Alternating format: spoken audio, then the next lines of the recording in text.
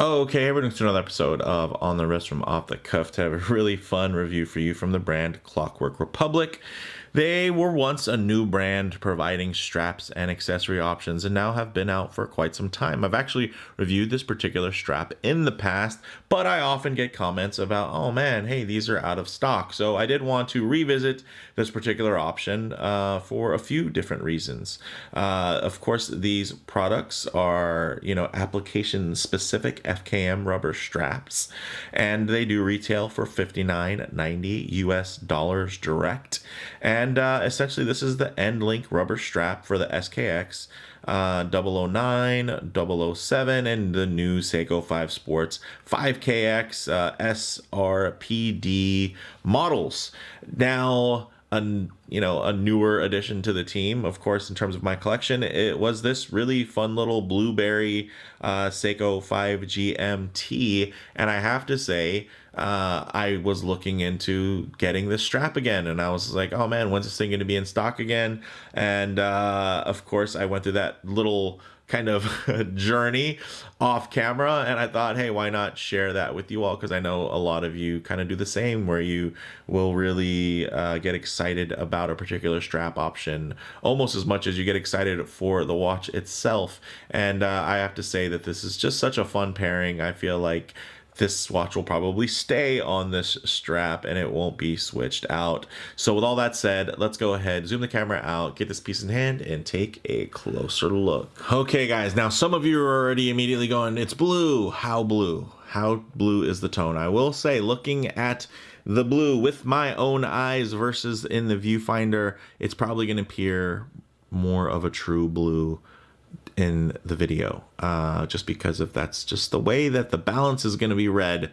But I will say, in person, it definitely has more of a dark tone, especially depending on the lighting condition. And of course, these lighting conditions are pretty optimal considering I have two studio lights flanking the camera.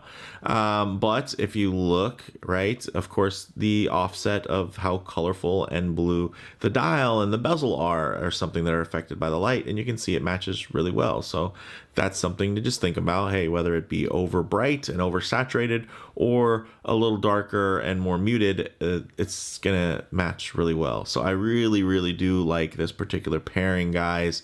It's just so fun, so vibrant, and so sporty. So these are, of course, FKM rubber, so they're hypoallergenic, highly resistant to solvents, chemicals, and even high temperatures. They're very soft and supple, yet tough and durable enough to withstand the rigors of harsh environments and even some temperatures, right, depending.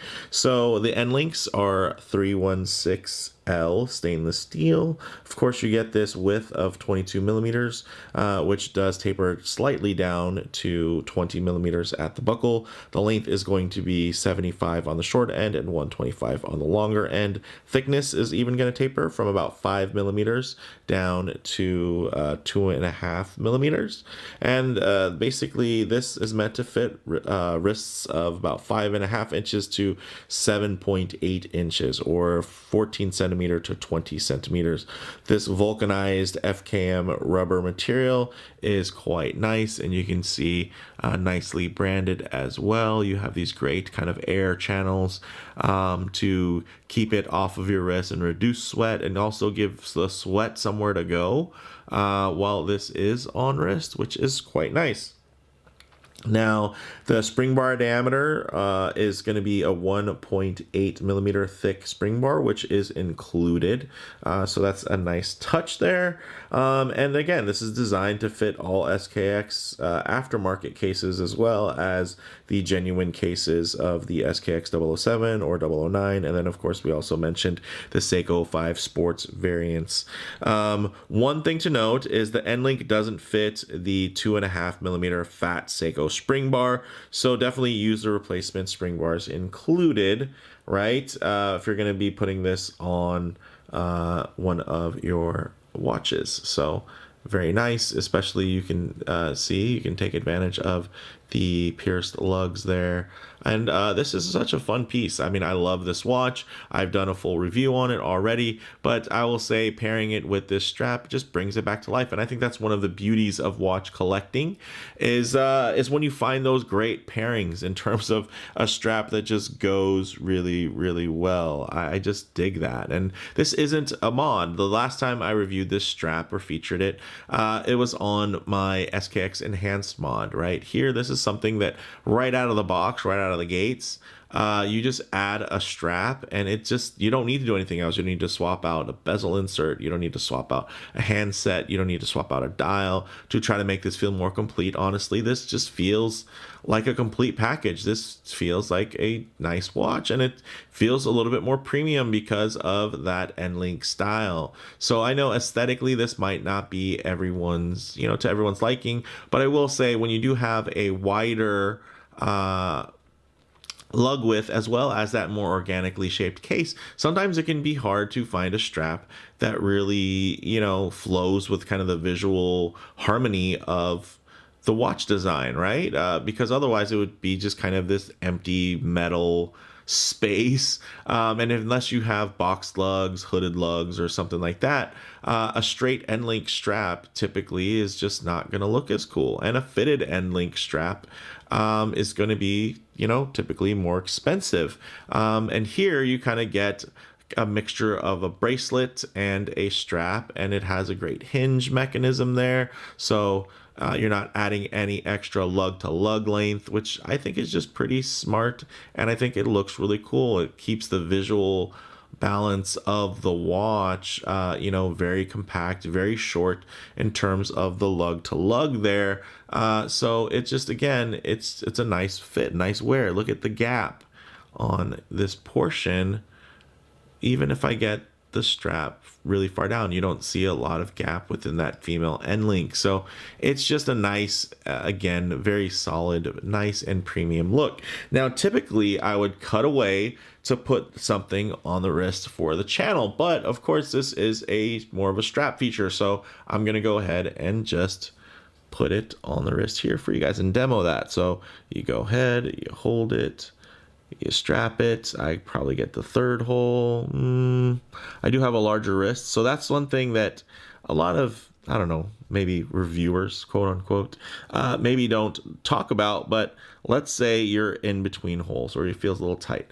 Hey, here's a little trick that I typically will do. Depending on the hole, right, and where you feel comfortable, you can just move it up or down your wrist, because your wrist, as you can see, also has a taper to it. So higher up on the wrist, it's going to be a little bit meatier. Lower on the wrist, it's going to be a little bit flatter. So depending on if you have it a little bit tight or a little bit loose, you can always do that, and you don't necessarily need micro adjust. You can just adjust it on your own wrist till you find that comfortable sweet spot. And of course, if I do have it a bit too close to the camera lens there, you're going to get some perspective distortion, and it might make the watch appear larger than it really is. But you can see this actually fits really beautifully. So what I'll do is go ahead and tighten up the frame here, and we'll keep a nice, truer aspect ratio while still being able to showcase a detailed look at how this watch lays on the wrist. And again, that blue is so vibrant, it ties really well into that sunray dial, and of course that reflective bezel insert that is going to light up and be very, again, vibrant and catch the light at certain angles, but typically is going to be quite subdued, similar to this strap where it's definitely more of a matte finish on it. So it's going to render as more to match with the highlight versus the low light of the watch itself.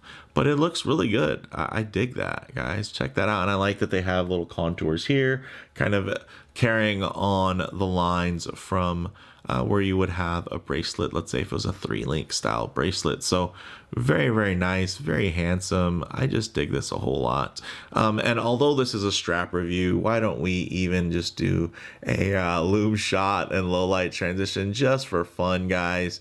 So let's go ahead and do that. Okay, let's go ahead and hit the lights here. All right, wow. Potent loom, but it is Seiko Lumibright, so it's what you'd expect.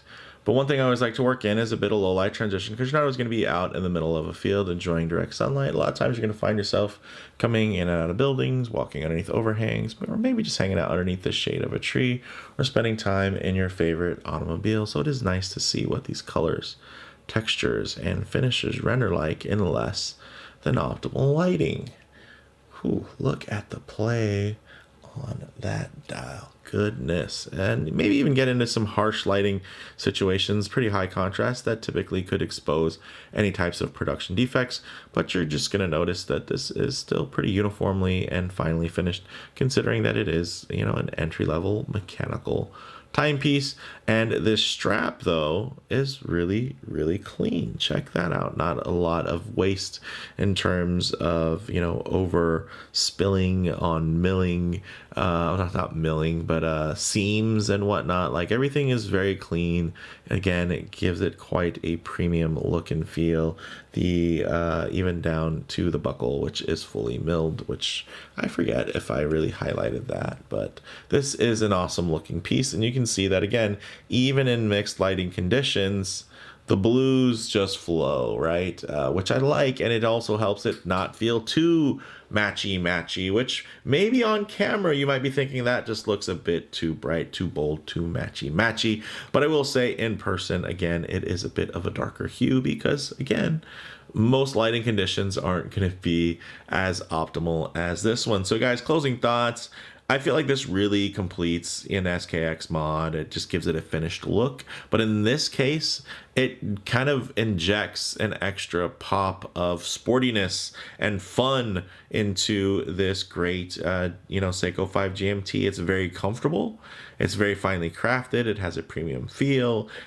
That matte finish nicely matches, depending on which type of model you put it on. You might put it on maybe one of the newer 5KX models or an old school SKX. So that matte finish on the bracelet is going to match those matte dials and inserts really well.